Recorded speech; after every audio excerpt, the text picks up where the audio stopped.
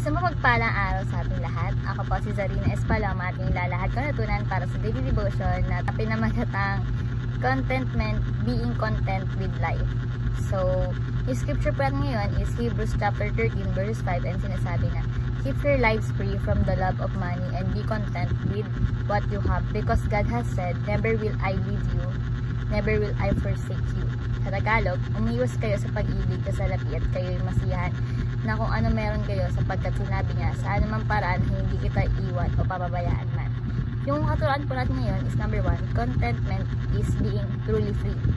So, ang kasiyahan ay nagbibigay sa atin ng kalayaan yan. Mula sa pagkagusto natin ng sobra-sobra, sa paghahangad sa mga bagay na walang tayo, no? So, kapag kontento tayo, hindi tayo alipin ng mga material na bagay o hindi tayo nakakamdam ng inggit sa iba. Example na lang kapag masaya ka sa simpleng buhay mo, no? At hindi ka na naghahanap ng marangyang gamit, no? Mas malaya ka sa alalahanin at inggit. So, ibig sabihin nito, no? Hindi ka nag-aalala sa anumang meron yung iba. Ganun. So, contentment is being truly free. Number 2, contentment is enjoying what you have. So, sinasabi ito na kapag kontento ka, mas pinapahalagan mo yung mga bagay na mas sa iyo, nasa iyo, no? Sa halip na palaging naghahanap ka ng mas marami. So, halimbawa na lang na kung masaya ka sa maliit mang bagay, no? Or mas masaya ka sa maliit na bahay, yung bahay nyo, no?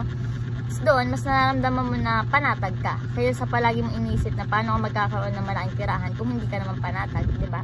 So, contentment is enjoying what you have. Number 3 is contentment is trusting in God. Kapag natutunan mo magtiwala sa Diyos, natuto kang hindi masyado mag-alala sa mga bagay. Hindi ka warrior person kapag may Diyos ka na sa buhay mo, no? Na sapagkat alam mo bibigyan ka ng Diyos na nararapat para sa iyo. Halimbawa, kung nawalan ka man ng trabaho, no? Sa halip na panghinaan ka ng loob, baglok mo ka, uminom ka, etc., magtiwala ka kay Jesus Christ kasi may plano siya eh. May plano si God at may bagong opportunity siyang darating sa iyo. Basta magtiwala ka na sa Kanya, huwag ka mawalan ng pag-asa. So, contentment is trusting in God. And bilang application, number 1, throw away greed and enjoy freedom.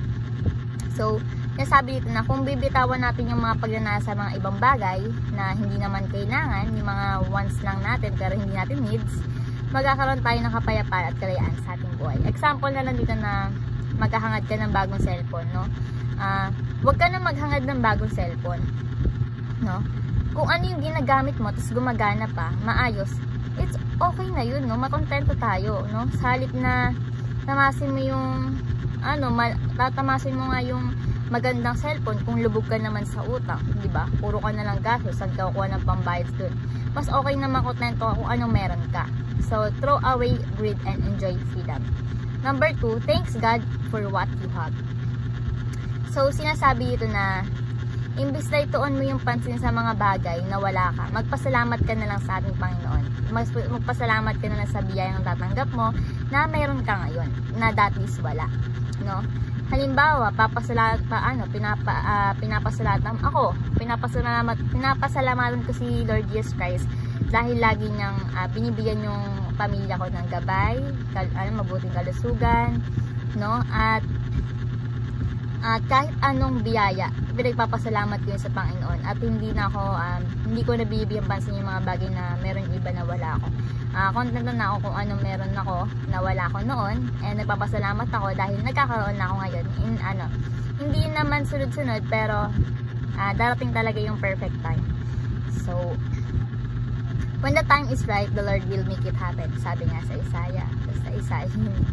So, thank God for what you have. And lastly is trust in God's daily provision. So, manalig tayo sa ibinibigay sa atin natin Panginoon, no, na mga pangailangan sa araw-araw, no?